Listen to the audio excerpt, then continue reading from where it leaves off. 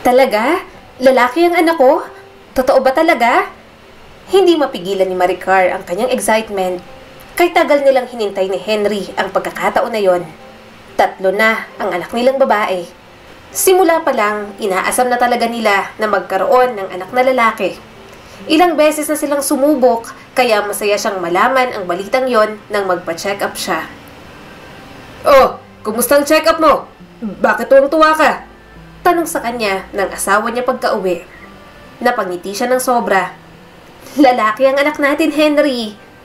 Nanlaki ang mga mata ng kanyang asawa. "Sigurado ka ba? Talaga bang lalaki na?" Tumango agad si Maricar. "Oo, lalaki na." Lumapit sa kanya si Henry at magilaw siyang niyakap. "Titigil na tayo. Alam kong nahihirapan ka ng mga anak pa." Mahina siyang tumawa. Yun lang din naman ang hinahangad nila. Kahit magkaroon lang sila ng isang lalaki, palagi nilang hinihiling yun sa Diyos at hindi naman sila binigo. Dahil lalaki ang inaasahan, todo ang pag-iingat ni Maricar. Kahit ang anak niyang mga babae, nasasabik na rin lumabas ang unang lalaking kapatid ng mga ito. "Nay, ano pong ipapangalan niyo sa kapatid namin?" Tanong sa kanya ni Jovelyn. Napangiti naman si Maricar. "Aga ang ipapangalan ko. Alam mo naman, idol na idol ko si Aga Mulak, bata pa lang ako. Kaya gusto kong Aga ang pangalan ng kapatid ninyo." Nang dumating ang araw ng kanyang panganganak, nakaabang na ang asawa at mga anak niya. Labis ang alagang binigay nilang mag-asawa habang siya'y nagbubuntis. Kaya naman, inaasahan niyang magiging malusog ang anak niyang na si Aga kapag lumabas ito. At nang marinig ni Maricar ang iyak ng unang anak nilang lalaki, tumulo na ang kanyang mga luha. May madadagdag na naman muli sa kanilang pamilya. "Ang mestizo at ang lalim naman ng biling ng batang to. Nako, mukhang marami tong paiiyaking babae," sabi ni Lyda habang tinitingnan ang anak niyang nasa duyan. Umiling naman agad si Maricar. "Huwag naman sana, Lyda. Ayoko maging babaero tong anak ko. Baka maging sakit ng ulo. Saka puro babae pang mga kapatid. Baka sa kanila bumalik ang karma kung magpapaiyak si Aga ng babae. Ako naman ang magpapalaki kay Aga kaya tuturuan ko ng tama. Matututo siyang magpahalaga sa mga babae. Mas gusto ko namang magkwento siya sa akin ng seryosong love life kaysa maging sakit ng ulo ko ang mga kalokohan niya." Mahinang tumawa si Lyda.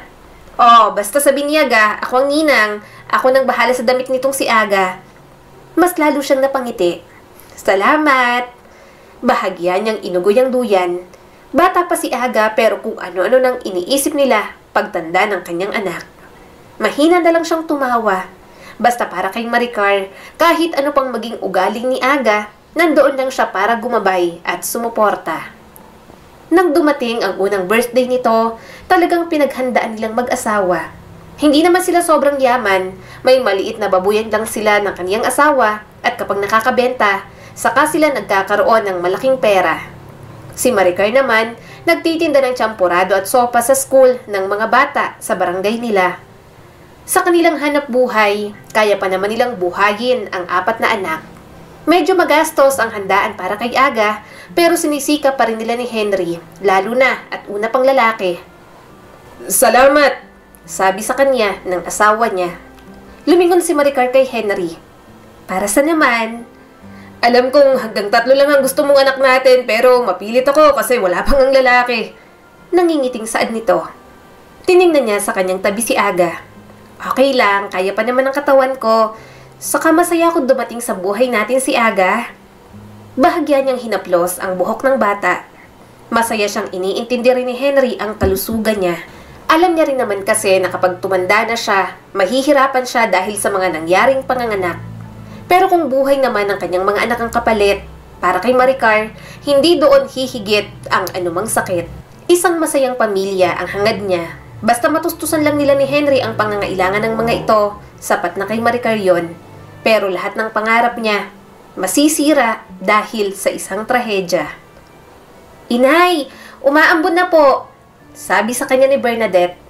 "Nako, ang mga sinampay ko!" Nagmamadaling lumabas sa bahay si Maricar. Tinulungan na siya ng ibang mga anak na dalaga. Nang makapasok sa sala, sinilip niya si Aga sa higaan nito. Tulog na tulog pa ang kanyang bunso. "Jovelyn! Akira! magtiklop muna kayo dito para malagay na sa mga cabinet ninyo. Utos niya pa sa kanyang mga anak. Nasa kural naman ang kanyang asawa at pinapakain ang mga baboy. Bumalik siya sa kusina.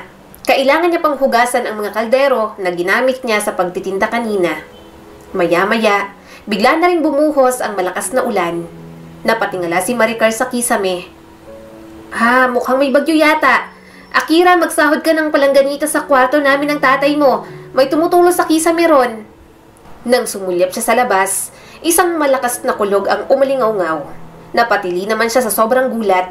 Narinig niya ang mahinang pag-iyak ng kanyang anak na si Aga. Kaya lang, may kakaiba sa paraan ng pag-iyak nito. Jovelyn! Akira! Tawag niya sa kanyang mga anak. Pakitingnan si Aga. Inay! Malakas na tawag ni Bernadette at pumunta sa kusina. Si Aga po! May nangyari po kay Bunso! Namimilipit ang katawan ng kanyang anak. Sumasabay sa kulog ang bawat pag-iyak nito. Binuhat ni Maricar sa kanyang mga bisig si Aga. Ano nangyari? Bakit biglang umiyak ang kapatid ninyo? Hineling niya si Aga. Bakas ang pag-aalala sa mukha ni Jovelyn. Nanay, tulog po tapos nagulat sa kulog at kidlat.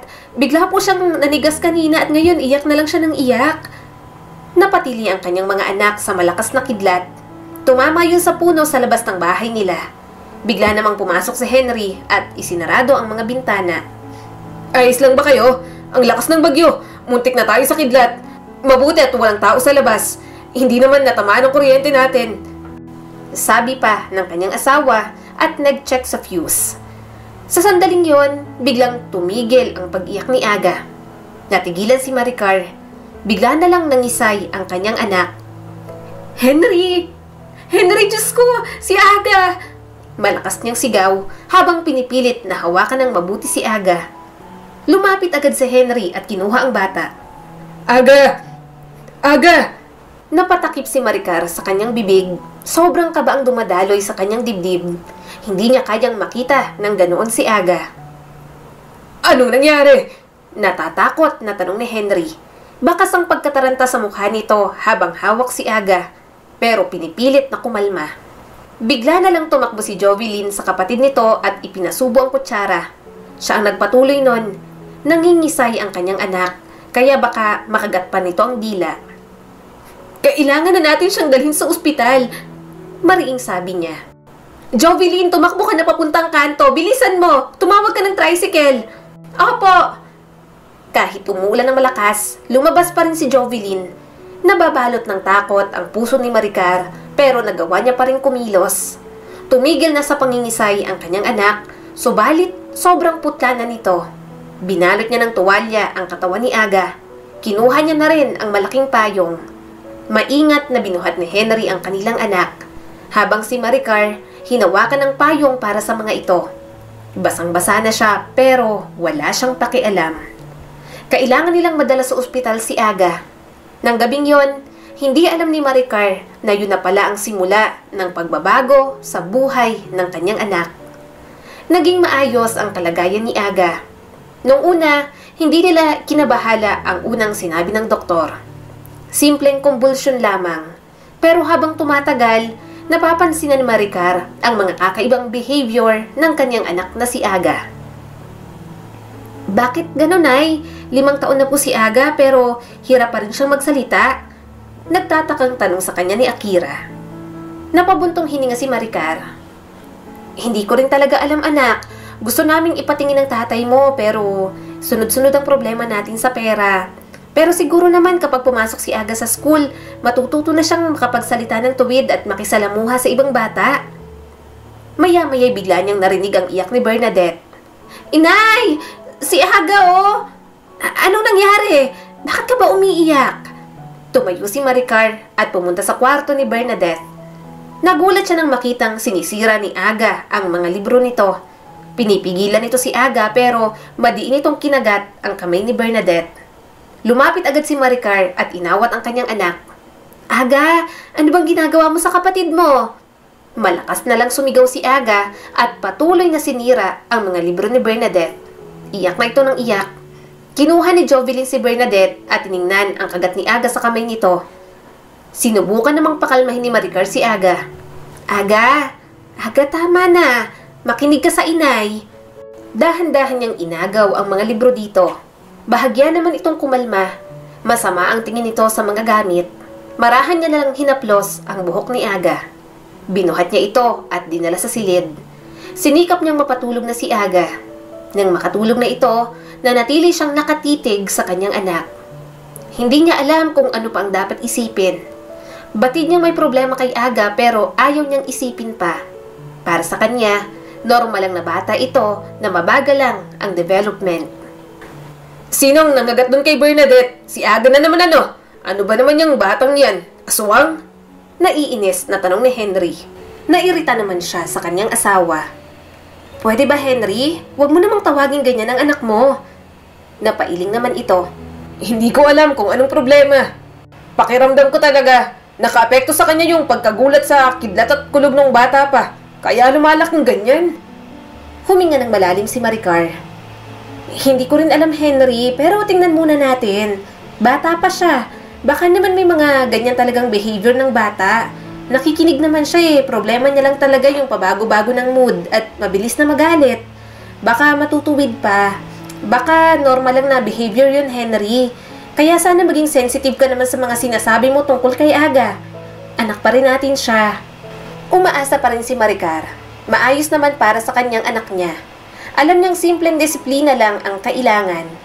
Subalit, habang tumatagal, hindi na lang pamilya niya ang mas nakakapansin. At alam ni Maricar na sa pagkakataong yon, hindi niya na talaga pwedeng baliwalain ang kondisyon ni Aga.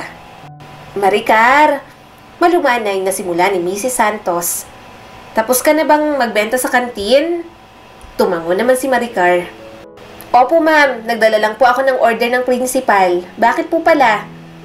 Napabuntong hininga si Mrs. Santos. Gusto kitang makausap tungkol kay Aga. May napansin kasi ako sa anak mo.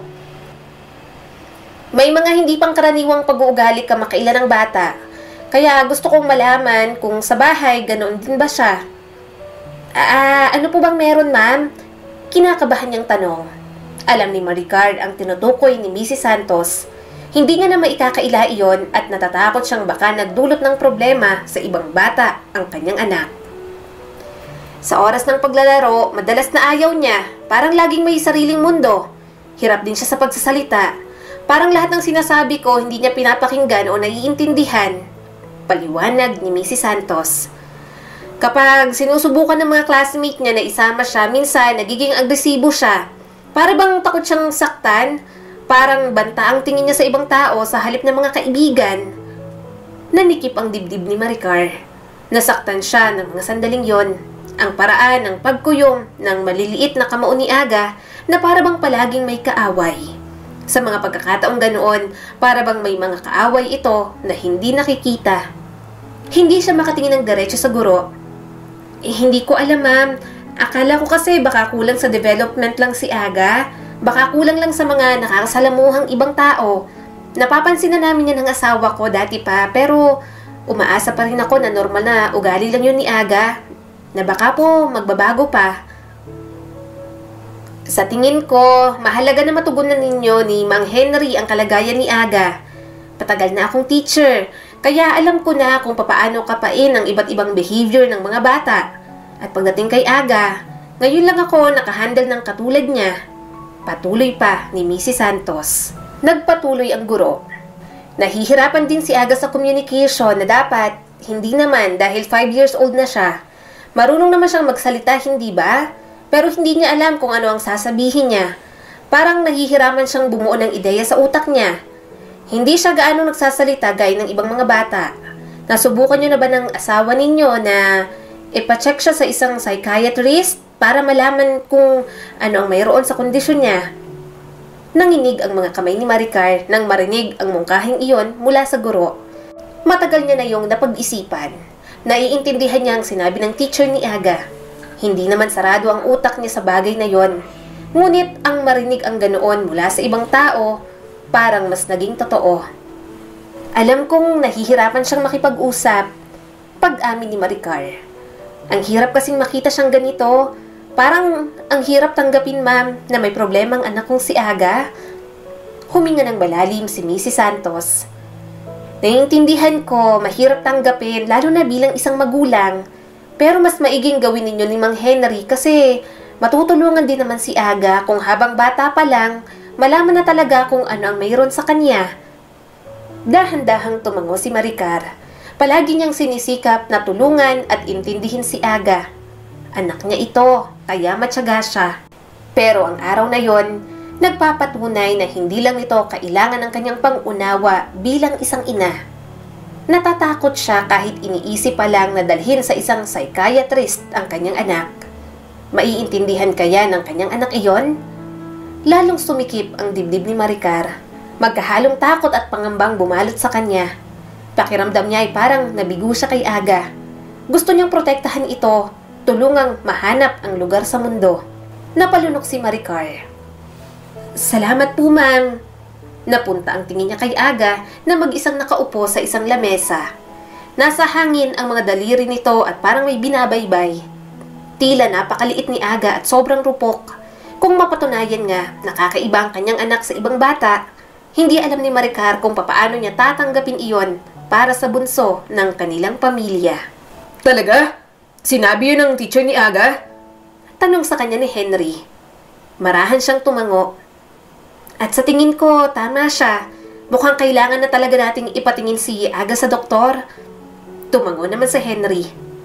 Siya, at sige, sa susunod na bentahan ng baboy, ilalaan natin ang pera ron para sa pagpapatingin kay Aga. Kung may diferensya man, sana naman magagamot pa. Nag-iisang lalaki pa naman natin si Aga tapos magiging ganyan. Nang dumating ang araw ng pagpunta nila ni Aga sa ospital, parang gusto niya nang umatras. Naupo si Maricar sa waiting room. Hindi mapakali ang kanyang daliri. Ang kanyang anak naman, blanko lang na nakatingin sa sahig. Gutom ka na ba, anak? Tanong ni Maricar sa bata. Umiling naman si Aga. Ayaw. Nakakaintindi ang kanyang anak, pero may mga kilos pa rin itong kakaiba. May mga hindi ito maintindihan kahit paulit-ulit na sermonan nila ni Henry. Nahihirapan itong makaintindi. Minsan pa ngay nagsasalita ito na para bang may ibang kausap sa hangin. Nang tawagin sila, pumasok na silang dalawa sa opisina. Umupo sila sa tapat ng psychiatrist. Salamat sa pagpunta ngayon. Simula ng doktor. Gusto kong marinig kung ano ang nangyayari kay Aga. Bakit ninyo naisip magpakonsulta? Huminga ng malalim si Maricar. Hindi ko alam kung paano nagsimula pero nagsimula ito pagkatapos nun Kasi hindi naman siya dating ganito. Nagulat po siya sa kidlat at kulog at nagkaroon ng sakit. Kaso pagkatapos nun, may mga inaasal na siyang hindi po namin maintindihan. Hindi siya masyadong nagsasalita at kapag nagsasalita naman, madalas tungkol sa mga bagay na walang katuturan. Parang natatakot siya. Minsan, sinasabi niyang nakakarinig siya ng mga boses. Tumango ang doktor at tumingin kay Aga. Pwede mo bang sabihin sa akin kung ano ang nararamdaman mo? Hindi agad sumagot si Aga. Nakatingin lang ito sa doktor. Kalmado naman ang kanyang anak noong araw na yon. Pero makikita sa mga mata nito na parang maraming tumatakbo sa isip. Sa wakas, nagsalita na ang kanyang anak. Hindi ko alam. May naririnig ako. May bumubulong pero wala sila ngayon. Ayaw nila. Hindi sila galit pero mamaya galit na ang mga yon. Napasinghap si Maricar. Napakagat siya sa kanyang labi. Pinipigilan niya na lang talagang maiyak sa harap ng mga ito. Salamat sa pagsasabi sa akin, Aga. Magiliw na sabi ng doktor habang may isinusulat sa papel. Pinagmasdan lang di Maricar gawin ng doktor ang trabaho nito. Mabuti na lang at nakikikooperate ang kanyang anak. Nang matapos ang assessment, ipinaliwanag sa kanya kung ano ang sakit ni Aga. Ano po bang ibig sabihin ng sakit ni Aga? Tanong ni Maricar, halos hindi maintindihan ang sinabi ng doktor. Sumagot naman ito. Ang sakit ng anak mo, maaaring nakaapekto sa pag-iisip niya, sa nararamdaman at sa paraan kung papaano siya makitungo. Maaaring kabilang sa mga sintomas ang mga hallucinations, delusions, at kahirapan sa pag-concentrate sa mga bagay sa paligid niya. Tiningnan niya si Aga. Napalunok si Maricar at mariing pumikit. Mas lalong napatunayan na may problema nga sa bunso niyang anak. Nagpatuloy ang doktor. Hindi pa masyadong nakikita since bata pa naman at may mga bata talaga na hindi maagap ang development. Pero sa pagtanda, mas makikita ang epekto ng sakit niya. Wala rin siyang pakialam sa personal hygiene kahit ilang beses niyo po siyang turuan. May mga episode siya na magwawala o mananakit dahil nga sa mga hallucinations niya. Kaya mahalagang simulan ng paggamot sa lalong madaling panahon. Wala rin kasing gamot ang sakit na ito pero may mga gamot na pwedeng magpakalma sa nerves niya kahit mabawasan man lang ang matitinding kilos ni Aga. Nakaramdam ng matinding emosyon si Maricar. Takot, lungkot, pagkalito. So, sinasabi niyo po, Dok, na hindi magkakaroon ng normal na buhay ang anak ko? Marahang umiling ang doktor. Pasensya na, pero malabong magkaroon ng normal na buhay si Aga sa ngayon. May tendency rin na may masaktan siyang ibang tao dahil sa kanyang kondisyon. Paglabas nila ng opisina, mabigat ang puso ni Maricar sa kawalan ng pag-asa. Labis ang sakit na kanyang nararamdaman para kay Aga. Nagsimulang tumulo ang mga luhang pinipigilan niya. Napasandal siya sa railing sa waiting area. Mahina siyang humihikbi. Ang inay, umiiyak. Para bang naiinis na sabi ni Aga. Pinunasan ni Maricar ang kanyang mga luha. Pasensya na anak, hindi lang mapigilan ni inay. Tahimik ang biyahe nila pa uwi. Ang simoy ng hangin ay puno ng takot para kay Maricar. Napatingin siya sa anak niya. Iniisip kung papaano na lang ang kinabukasan ni Aga. Papaano niya ito poprotektahan mula sa lahat. Pero kahit hindi malinaw kay Maricar ang lahat, hindi pa rin siya magpapabaya. Ipaglalaban niya ang kanyang anak, hakbang-hakbang, paunti-unti, gaano man kahirap ang daan sa hinaharap. Inay, si Aga po, may ginagawa na naman. Aray! Sigaw ni Bernadette mula sa terrace nila. Mabilis na tinapos ni Maricar ang ginagawa sa kusina. Siguradong inaaway na naman ni Aga si Bernadette.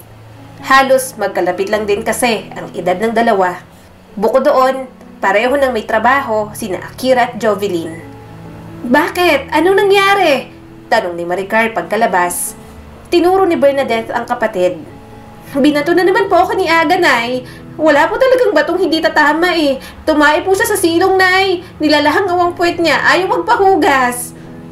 Aga! Hinanap niya sa silong ng bahay ang kanyang anak.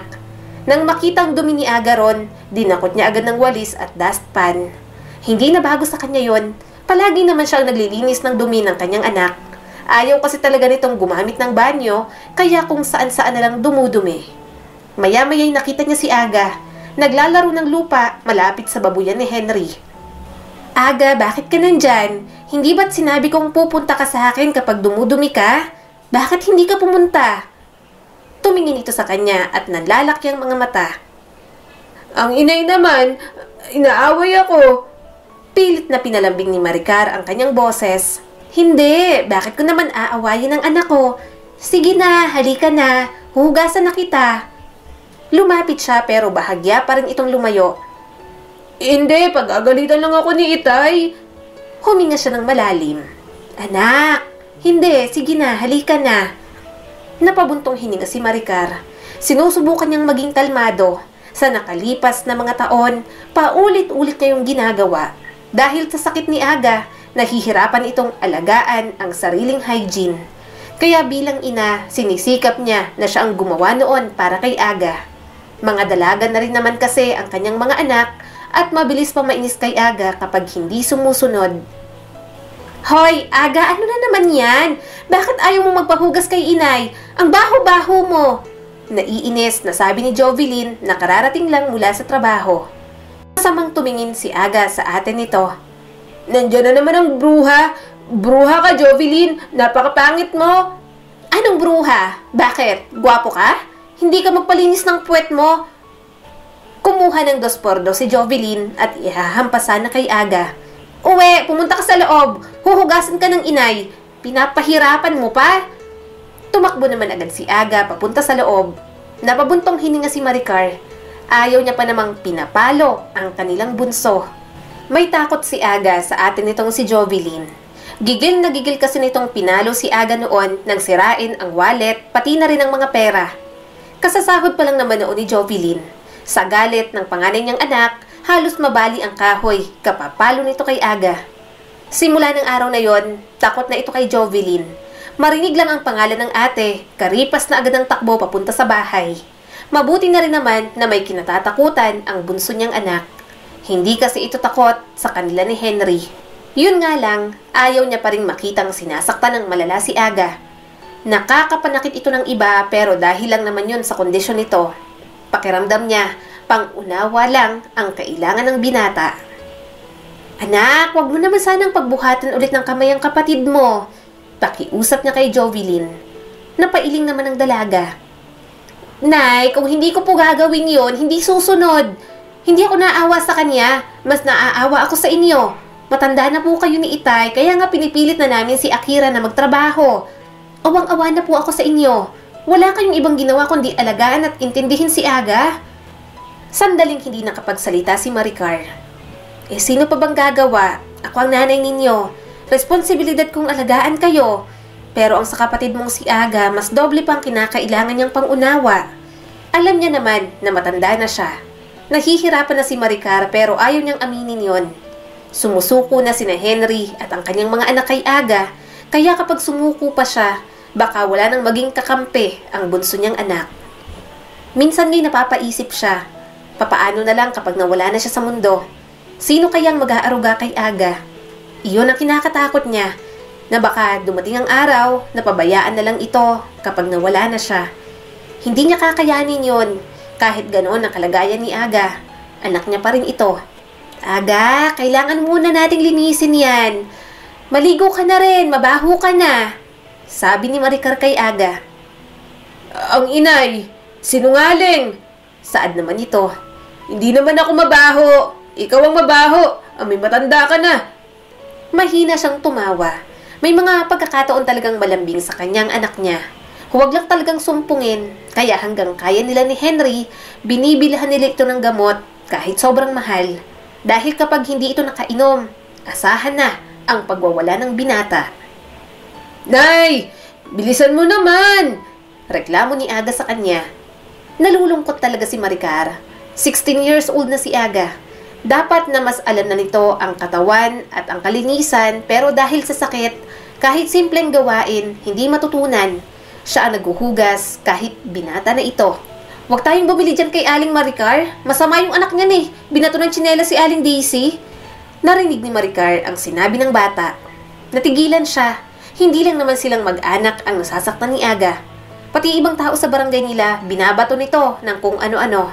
Ayaw niya mang gumala si Aga. Kapag hindi niya pinayagan, nagwawala naman sa kanila at nagbabasag ng kung ano-ano.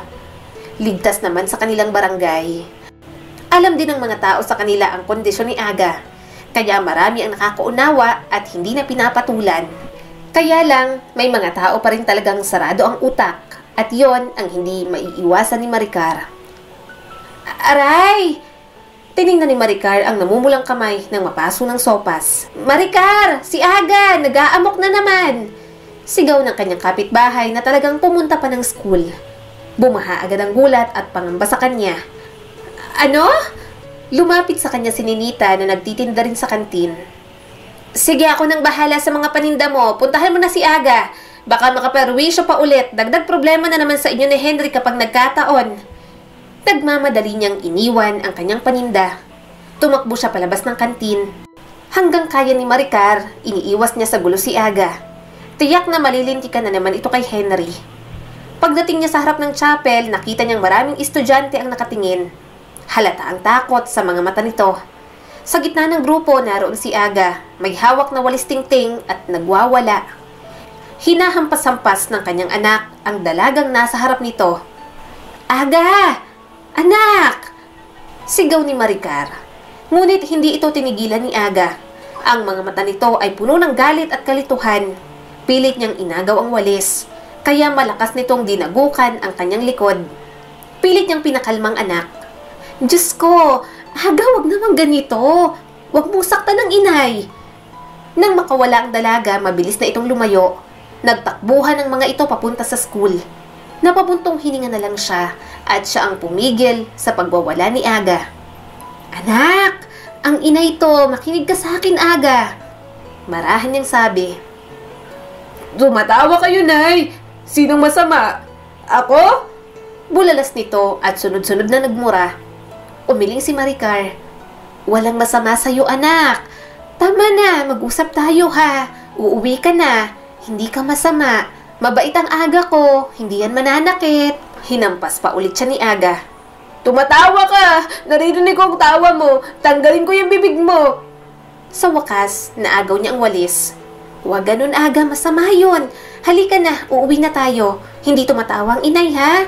Mahal na mahal kita. Huwag ka nang mananakit. Sige ka, darating ang ate Jovelyn mo, papaluin ka nun. Lalo na kapag nalaman niyang nananakit ka ng iba. Mukhang tumalab naman agad yon. Tensyonado pa rin ang katawan ni Aga pero hindi na ito muling nagsalita. Nang marahan niya itong hilahin, sumunod naman ito. Nang makauwi sa bahay, naabutan niya si Bernadette na abala sa pag-aaral.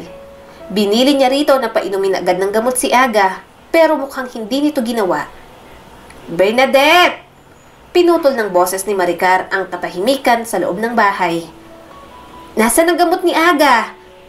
Tumingala si Bernadette at nanlaki ang mga mata sa gulat. Nay, nag-aaral pa po ako, nakalimutan ko po. Pasensya na. Hindi sapat ang sorry. Tumaas ang boses ni Maricar. Alam mo kung anong nangyayari kapag hindi siya nakainom ng gamot, hindi ba? Ayan, at may nabiktima na nga. Ano ka ba naman? Bakit naging pabaya ka? Ito na nga lang ang binili namin sa'yo kasi pareho kami nagtatrabaho ng itay mo. Ikaw na lang ang maaasahan namin sa inyong magkakapatid. Tapos ganyan ka pa. Sabi ko na nga pong sorry, di ba? Binalik ni Bernadette ang mga libro sa loob ng bag. May exams pa po ako, intindihin niyo naman po sana yon. Nakaramdam si Maricar ng pagkadismaya. Sa tingin mo, hindi ko alam yon. Pero ano bang mahirap sa pagpapainom ng gamot sa kapatid mo? Pwede mo namang iwan saglit ang pag-aaral mo. Hihintay mo pang may mangyari. At may nangyari na nga. Siguradong irereklamo na naman si Aga sa barangay. Dapat tinutukan mo na rin ang kapatid mo. Araw-araw yun, Bernadette. Namuo ang luha sa mga mata ng dalaga. May pakialam naman po ako. Tinutulungan ko rin naman po kayo kay Aga, pero nakakapagod naman po, inay.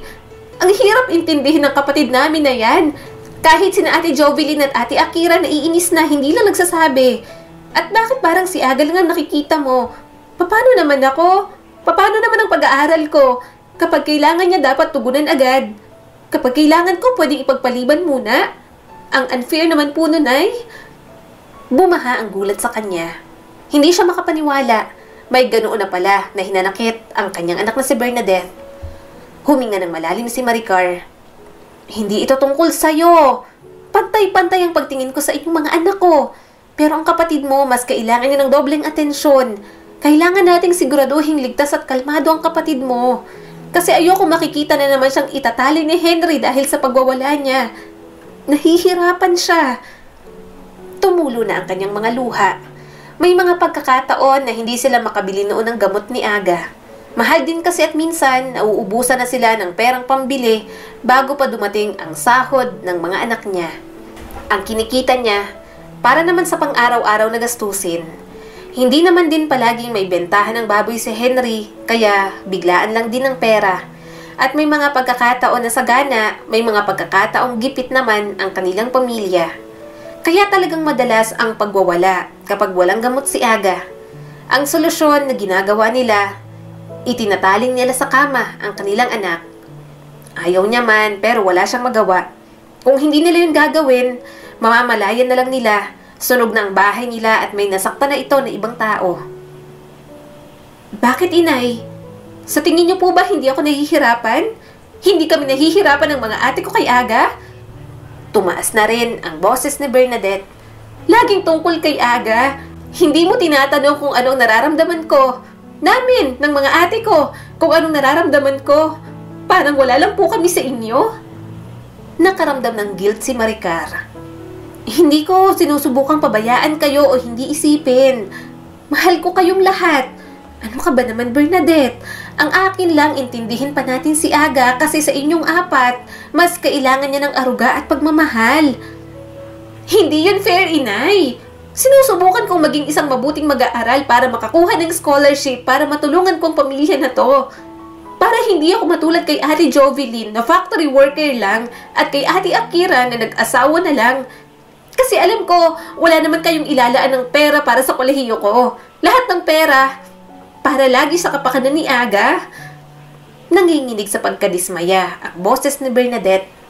Bumagsak naman ang mga luha ni Maricar. Hindi niya naman gustong hindi matapos sa pag-aaral ang iba niya pang mga anak.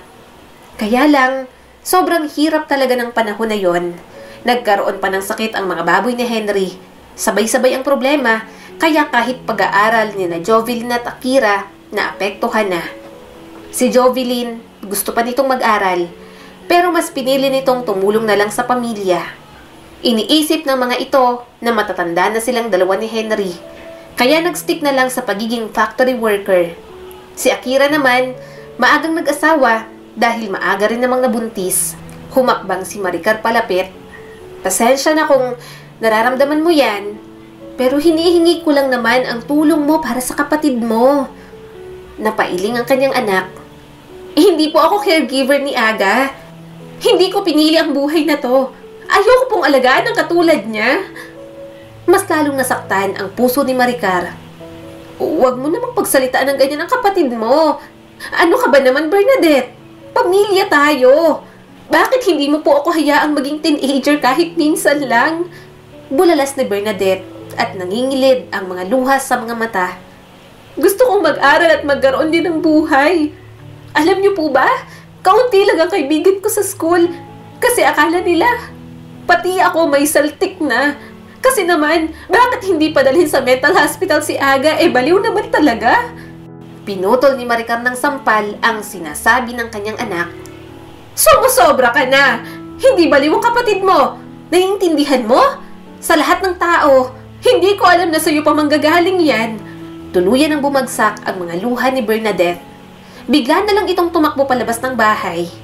Tinawag niya pa pero hindi na rin talaga naawat. Napahilamos na lang talaga si Maricar sa sobrang bigat ng kanyang nararamdaman. Kahit nagkasagutan sila ni Bernadette, umuwi pa rin naman ito. Ang dalaga pa rin ang humingi ng tawad sa kanya. Alam niyang hindi siya nito matitiis. Siya ang nagpalaki sa kanyang mga anak. Alam na alam niya ang bawat ugali ng mga ito, kaya walang ibang ginawa si Maricar kundi tanggapin ulit at yakapin ang kanyang anak. Nay, mahal mo ba ako? Tanong sa kanya ni Aga. Nabigla siya sa tanong ng kanyang anak. Oo naman, mahal kita. Mahal ko kayo ng mga kapatid mo. Tumango-tango naman si Aga. Mahal din kita, Nay. Saka si na Ate Jovelyn na lagi akong inaaway. Mahal ko yun. Kahit bruwat, pangit yun. Kaso ang sakit namang mamalo. Mahina naman siyang tumawa. Anak, dinidisiplina ka lang ng ate mo pero mahal na mahal ka rin nun. Siya palagi ang bumibili ng gamot mo para maging okay ka. Kahit papaano nagkakaroon ng improvement ang pagsasalita ni Aga. Medyo nakakaintindi na rin kahit mas madalas pang hindi makinig. Hindi na rin nga ito tumatawag ng ate sa mga kapatid. Inaaway kasi palagi ng mga kapatid niya kaya mas madalas murahin kesa lambingin. Pero para sa kanya, mas okay nang magmura si Aga kesa naman manakit sa ibang tao.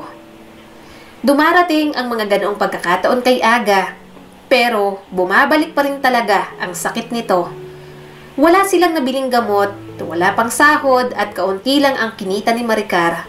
Kaya wala silang nagawa kundi ang itali muna si Aga.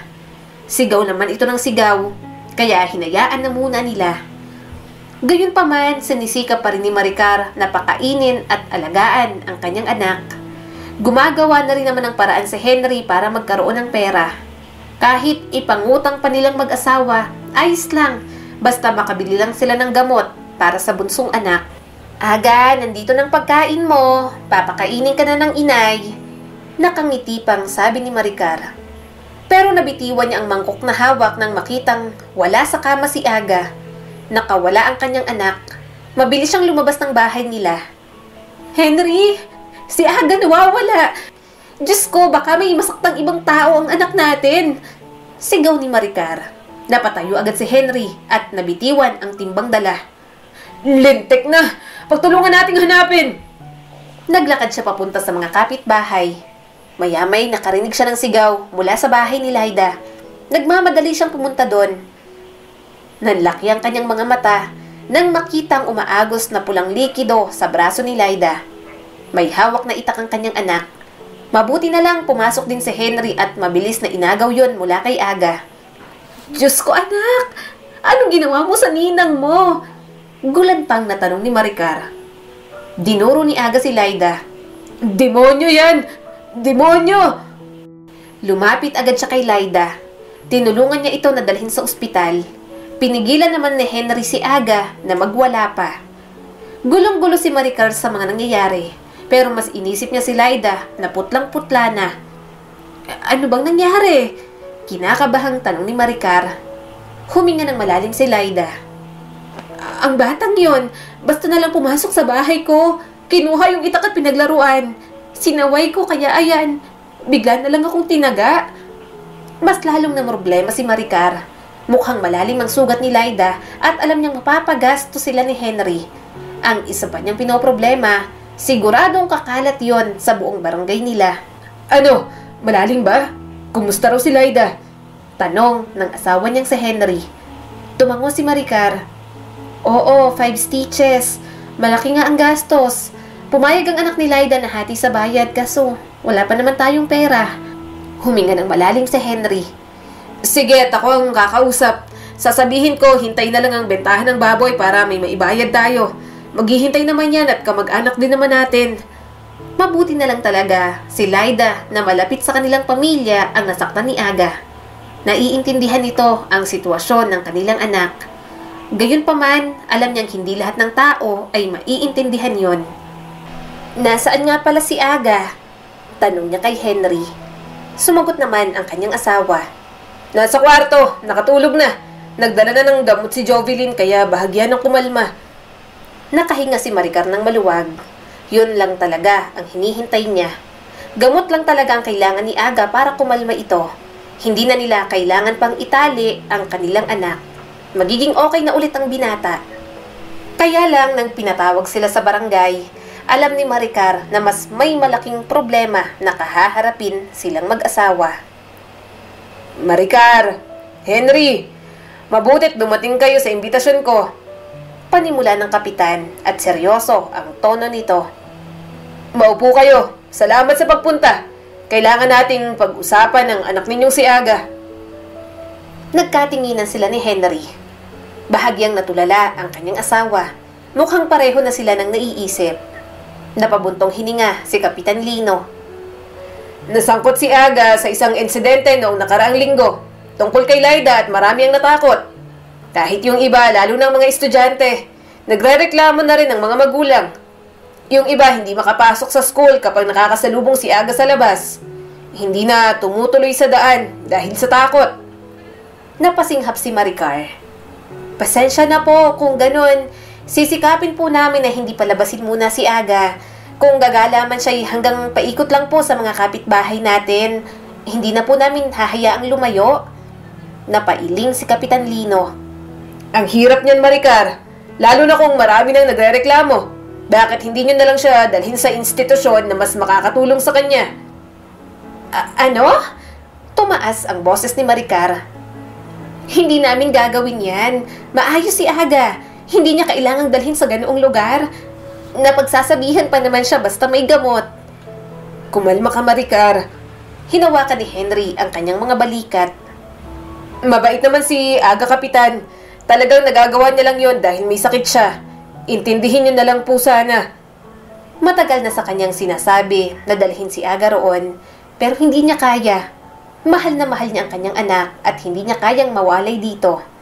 Bukod doon, malayo ang mga facility mula sa kanila. Ilang oras pa ang biyahe, kaya mahihirapan silang bumisita kay Aga kapag nagkataon. Sumandal si Kapitan Lino sa backrest ng upuan nito. "Naiintindihan ko na bilang mga magulang, gusto niyo siyang protektahan. Pero mas iisipin ko ang kapakanan ng mga tao dito sa barangay natin. Hindi natin pwedeng baliwalain ang nangyari. Natatakot na sila kay Aga." Namumuo ang mga luha ni Maricar. "Natatakot? Natatakot sila sa hindi nila naiintindihan. Hindi halimaw si Aga. Ganoon siya, oo. Pero mabait siya. Hindi nyo lang talaga kinikilala.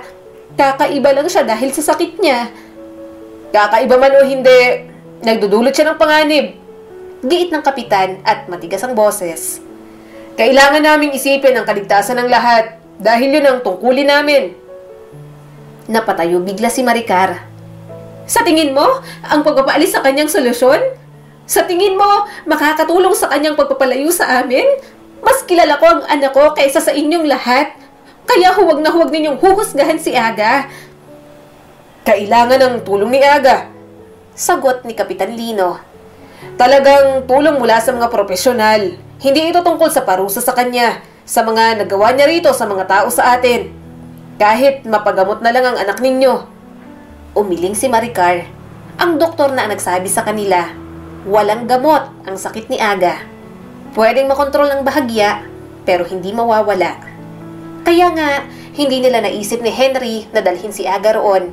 Dahil sayang lang, malalayo lang sa kanila ang kanilang anak. Sila na lang ang mag-aalaga kay Aga kung kaya pa naman. Nagsusumamo ang mga mata ni Maricar. Hindi nyo lang naiintindihan ang anak namin. Sa huling salitang yon, umalis si Maricar sa barangay hall. Wala rin namang magagawa ang mga ito kung ayaw niya talaga. Hindi niya isusuko si Aga. Sa lahat ng tao, alam niya na siya ang mas kailangan nito. Ang inay, napakapangit. Umiiyak na naman. Walang emosyon na sabi ni Aga sa kanya. Pinunasan ni Maricar ang mga luha. Magpakabait ka kasi para hindi na ako umiiyak. Tahan na, pangit-pangit ka naman. Naririndi na ako. Naiiritang sabi ni Aga. Napabuntong hininga na lamang si Maricar. Mahal mo ba kami? Naglalaro ng lupa si Aga. Oo, mahal ko kayo.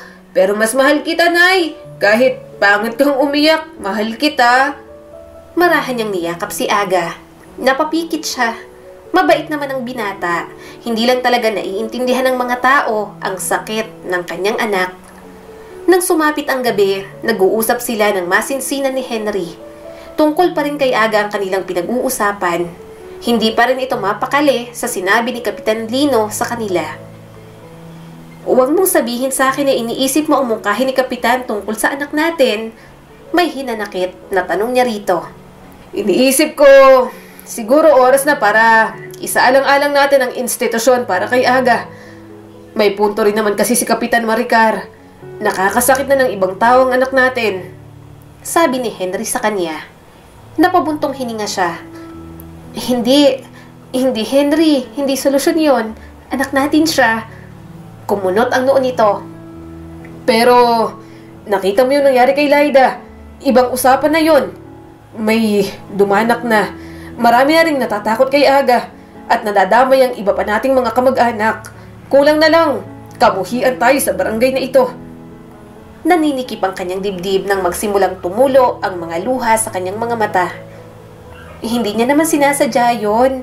Tatay ka ni Aga, kaya dapat alam mo yon. Kailangan nating unawain ang ating anak. Napabuntong hininga si Henry. Hindi natin siya kaya, Maricar. Aminin na natin. Nadadagdagan ng edad niya at tumatanda na rin tayo. Ano ang mangyayari kapag wala na tayo? Ang mga anak nating babae, may mga sariling buhay din. Wala ring mag-aasikaso kay Aga. Kaya habang maaga pa, dapat sinasanay na natin siya roon. Nadudurog ang kanyang puso. Alam niya naman na may kanya-kanyang buhay ang kanyang mga anak. May kanya-kanyang mga pangarap at sariling kinabukasan. Pero ang isipin na mapapabayaan si Aga, labis ang sakit na dulot sa kanya. Mayroon pang ibang paraan. Baka naman mayroon pa. Pakiusap niya at nanginginig ang boses. Saglit na lumambot ang ekspresyon ni Henry. At papaano naman tayo? Sino ang mag-aalaga sa kanya kapag tayo'y matanda na? Pagod na ako, Maricar. Natatakot ako para sa kanya. Natatakot din ako para sa ating dalawa. Pinunasan ni Maricar ang kanyang mga luha. Kaya pa naman. Basta may gamot lang. Mahal natin si Aga. Tayo lang ang nakakaintindi sa kanya. Sinapo ni Henry ang kanyang mukha. Ngunit, hindi magbabago ng pagmamahal at pag-unawa natin ang katotohanan na maaari niyang saktan ng isang tao. Hindi ko kayang isipin na siya ay isang panganib sa iba. Akala mo ba hindi masakit para sa akin kapag tinataling natin siya? Sobrang sakit, Maricar. Nag-iisang lalaki natin yun eh. Hindi ko masikmura ang ginagawa ko. Pero para sa kapakanan ng iba, gagawin ko yun kay Aga. Mas lalong napaiyak si Maricar. Pareho lang silang nahihirapan ni Henry, pero wala na silang magawa dahil yon ang ibinigay ng sitwasyon sa kanila. Ganoon ang sakit na binigay kay Aga. Alam ni Maricar na kahit ilang beses pa nilang gustong ipaglaban ang anak nila, mahihirapan na sila pareho. Hindi niya na alam kung ano ang dapat na gawin. Gulong-gulo na ang kanyang isip. Hirap na ang kanyang damdamin. Sa mga lumipas na araw, pinag-isipan nila ang mga dapat na gawin kay Aga. Pero wala pa silang buong desisyon. Nahihirapan pa rin talaga si Maricar mag-isip ng dapat na gawin para sa anak nila. "Bernadette, nasa na ba si Aga? Kanina ko pang hindi nakikita," sabi ni Maricar sa kanyang anak. Nagkibit balikat naman ito. "Hindi ko po alam, hindi ko pa rin po nakikita. Baka po nasa kapitbahay lang." Hindi naman siya masyadong nag-aalala. Napainom niya naman ito ng gamot. Basta wala lang mananakit kay Aga, hindi naman ito gaganti. Naglakad siya palabas. Pinagtanong niya kung nasa ng kanyang bunso, pero hindi talaga niya makita. Hanggang sa umabot na ang gabi, wala pa rin si Aga. "Nasaan na bang batang yon? Hindi pa umuuwi. Nag-aalala na ako," saad ni Maricar habang nakadungaw sa bintana. Tiningnan siya ni Jovelyn. "Hayaan niyo na po muna, Nay. Uuwi rin yon." Maya-maya ay bumuhos ng malakas na ulan. Mas lalo siyang nag-aalala. Ilang oras pa ang lumipas, nakita niya nang palapit sa bahay nila si Aga. Kinuha niya agad ang tuwalya at pinunasan ng binata. "Aga, bakit ngayon ka lang umuwi? Saan ka ba nagpunta?" Nanlaki ang mga mata nito. "Nay, nakapaglaban ako. Maraming masamang tao. May matanda, tumakbo kami. Mabait yung matanda at masasamang lalaki. Nagtago kami. Hindi kami nakita." Napabuntong hininga si Maricar. Mukhang naghahalusinate na naman ang anak niya. Normal na naman yon na naririnig niya kay Aga. Anong oras na rin kasi itong nakauwi, kaya baka wala na ang epekto ng gamot. "Bernadette, pakikuha ng gamot ni Aga. Paiinumin ko na siya," utos ni Maricar sa kanyang anak. Dinala niya si Aga sa banyo at pinaliguan. Nang mabihisan, mapakain at mapainom ng gamot, pinatulog niya na rin si Aga. "Saan daw nagpunta si Aga?" tanong ni Henry. Nagkibit balikat si Maricar. "Hindi ko nga rin alam, inaatake na naman ng sakit, mabutit umuwi agad, napainom na rin ng gamot." Kaya lang ang mga kwentong binanggit ni Aga, naging paulit-ulit na lang. Kahit nakainom ng gamot, may mga senaryo itong binabanggit na hindi niya maintindihan. Hinayaan niya na lamang. Madaling mainis si Aga kapag kinokontra ang sinasabi nito. "Nay, mahal na mahal kita." Yumakap sa bewang niya si Aga. Napangiti siya at ibinaba ang kutsara. "Aba, naglalambing ang Aga ko. Palagi na pala kitang ipagluluto ng paborito mong kalabasa. Lumalambing ka palagi." Natulala si Aga sa pagkain nito.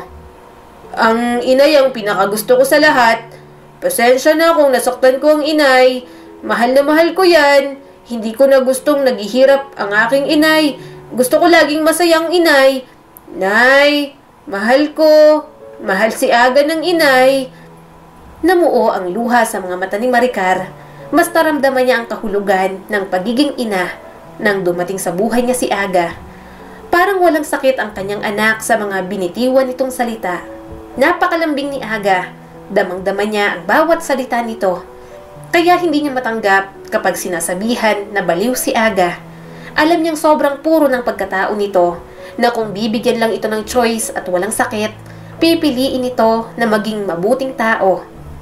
Pero hindi alam ni Maricar na yun na pala ang huling yakap, huling lambing at huling pagsasabi ni Aga na mahal siya nito. "Aga, anong nangyayari sa'yo?" tanong niya sa anak. "Magpapagaling na yan, malakas ang Aga ko." Nanginginig sa lamig ang kanyang anak. 3 araw na itong nilalagnat. Wala naman siyang ibang ginawa kundi bantayan at alagaan ito. Akala niya, simpleng lagnat lang. Kaya lang nang muling pumasok siya sa kwarto nito, napansin niya agad ang problema kay Aga. Pinupunasan niya ito ng bimpo habang tulog. Natigilan si Maricar. Tiningnan niya kung umaangat baba pa ba ang dibdib ni Aga. Nang tingnan niya kung humihinga pa ito, humagulgol na si Maricar ng sobrang lakas. Maricar! Anong nangyayari? Maricar! Bulalas ng kanyang asawa at dumiretso na sa kwarto. Tinanggal niyang kumot kay Aga at mahigpit itong niyakap. Pilit niya itong nilagay sa kandungan niya. Umiiyak habang yakap ang katawan ni Aga na wala ng buhay. Diyos ko!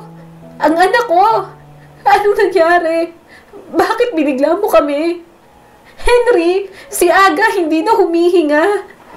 Malakas niyang sigaw. Malabo na ang mga mata ni Maricar dahil sa luha. Nang tingnan niya sina Henry at mga anak nila, umiiyak na rin ang mga ito. Halata ang pagluluksa sa sinapit ni Aga. Umahon ng desperasyon sa kanya. Aga? Gising! Hindi mo pwedeng iwan ng inay. Hindi mo pa ako pwedeng iwan. Gumising ka. Magagalit ang Ari Jovelyn mo. Imulat mo ang mga mata mo. Aga? Sige na.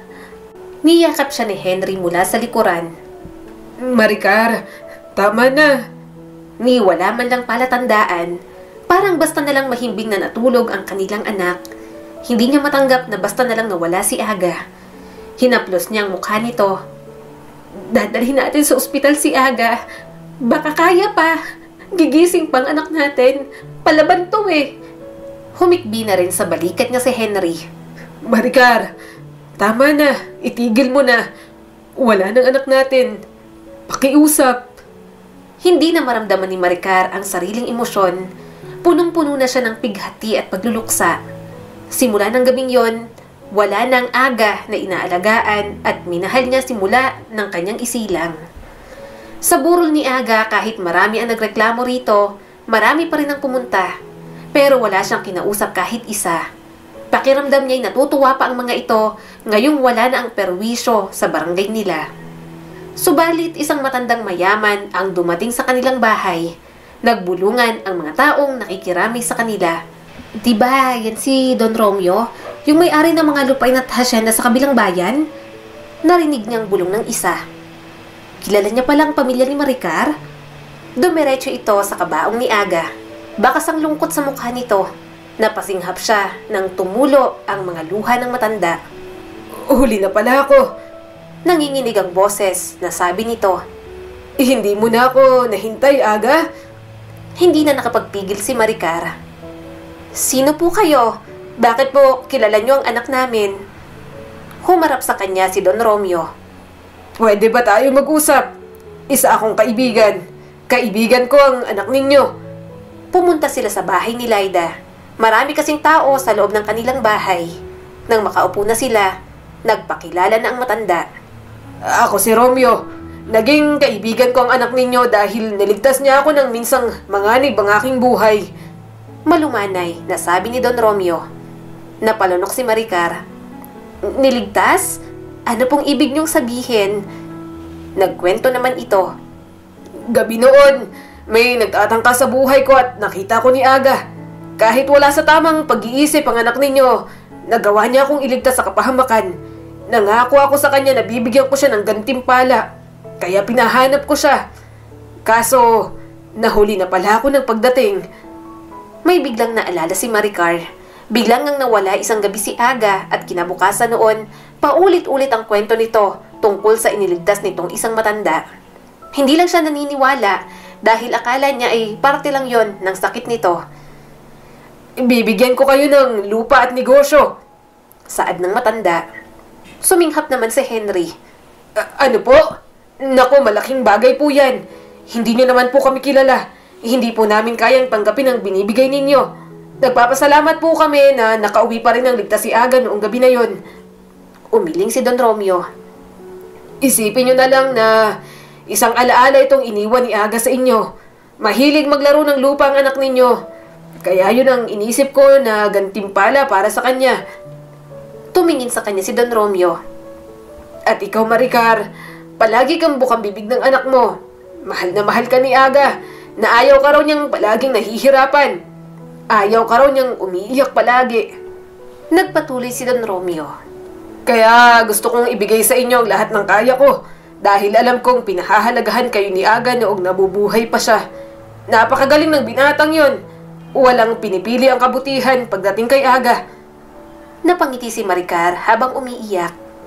Mabuti naman po at may nagawang mabuting bagay ang anak namin bago nawala sa mundo. Simula ng gabi na yon, nagbago ang buhay ni Maricar at ng pamilya nila dahil kay Aga. Pagkatapos ng burol, inilipat na sa kanilang pangalan ang lupa na ibinigay ni Don Romeo. Ginawa nilang sariling farm yon na tinawag nilang Aga's Farm bilang pag-alala na rin sa kanyang yumao na bunsong anak. Nakapag-aral na rin ang 3 niya pang anak na dalaga at pareho naging maayos ang mga buhay nito. "Kamusta ka na, mahal kong Aga?" tanong ni Maricar habang nasa harap ng puntod ng anak. Hindi niya pa rin nakakalimutan si Aga. Namimiss niya ng alagaan ito. Kung nabubuhay lang sana ang kanyang anak, siguro ay matutuwa ito sa malawak na lupain nila. Tumulo ang mga luha ni Maricar. Palagi siyang iniisip ni Aga. Mas lalo niya tuloy naiisip ang anak niya. Nangungulila siya dito. Pero naisip niya rin na baka paraan na rin siguro yun ng Diyos. Kinuha nito si Aga para bigyan ng solusyon para hindi na sila maghirapan ni Henry at para hindi na rin mahirapan pa si Aga mula sa mga mapanghusgang tao. At kahit marami nang nagbago, sa puso ni Maricar, hindi niya makakalimutan si Aga. Habang buhay niyang babaunin ang pagmamahal ng nag-iisa niyang anak na lalaki. Ang kwentong ito ay nagpapaalala sa atin kung papaano maging mabuting magulang sa ating mga anak. Na sa lahat ng tao, tayo ang unang nakakaintindi sa kanila. Kaya huwag sana natin silang sukuan. Para rin ang kwentong ito sa mga magulang na may mga anak na may special needs. Dobleng pasensya, pagtsatsaga at pagmamahal ang kailangan nila, pero kaya pa rin ibigay basta para sa anak. Sa mga magulang na katulad ninyo, saludo po kami sa inyo. Muli, ito po si Skylar Guro at sana may bago na naman kayong natutunan sa kwento natin ngayon. Maraming salamat po.